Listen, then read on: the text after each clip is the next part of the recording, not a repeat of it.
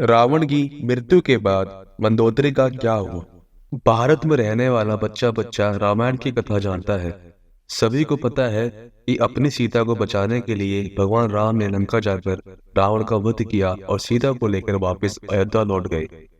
मगर रावण की मृत्यु के बाद उसकी पत्नी मंदोदरी का क्या हुआ, यह बात बहुत कम लोग जानते हैं। शास्त्रों में भी इसका बहुत कम ही जिक्र मिलता है।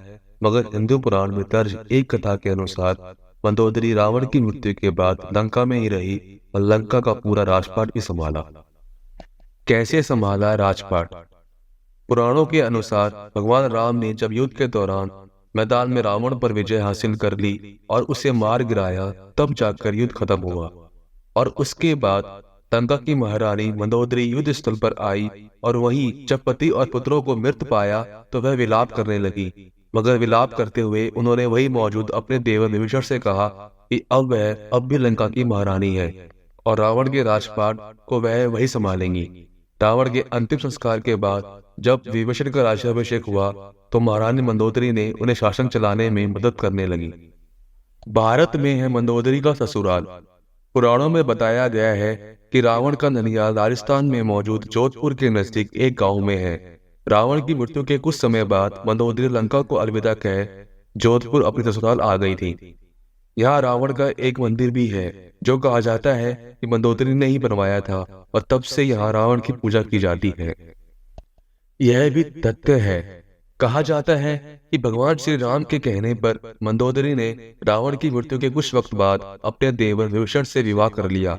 दरअसल भगवान श्री राम नहीं चाहते थे कि रावण की मृत्यु के बाद लंका बिखर जाए और विभीषण अपने बड़े भाई की राजगद्दी पर बैठना नहीं चाहते थे। मंदोदरी के बारे में रोचक तथ्य है। मंदोदरी के बारे में जो कथा मिलती है उसके अनुसार वह हेमा नाम की अप्सरा की बेटी थी।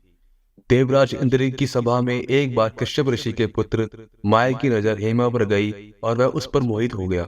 माया ने हेमा के सामने विवाह का प्रस्ताव रखा। विवाह के पश्चात हेमा ने मायासुर की पुत्री को जन्म दिया जिसका नाम मंदोदरी रखा गया। अप्सरा की बेटी होने के कारण मंदोदरी बहुत ही सुंदर और आकर्षक थी। जब मंदोदरी विवाह योग्य हुई तो उनके पिता मायासुर ने योग्य वर की तलाश शुरू कर दी, लेकिन उन्हें अपनी रूपवती कन्या के योग्य कोई वर नहीं मिल रहा था।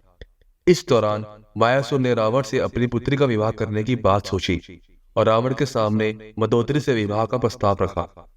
मायासुर ने मंदोदरी को रावण से मिलाया।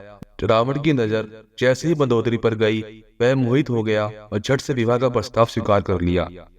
रावण ने मंदोदरी को वचन दिया कि केवल मंदोदरी ही उनकी प्रमुख पत्नी और लंका की महारानी होगी। मंदोदरी से विवाह के उपहार स्वरूप मायासुर ने रावण के लिए सोने की लंका का निर्माण किया।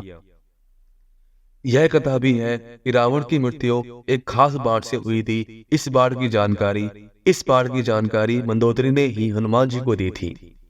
दोस्तों, आपको यह कथा कैसी लगी कृपया करके कमेंट में जरूर बताएं।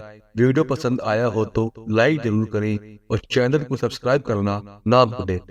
धन्यवाद।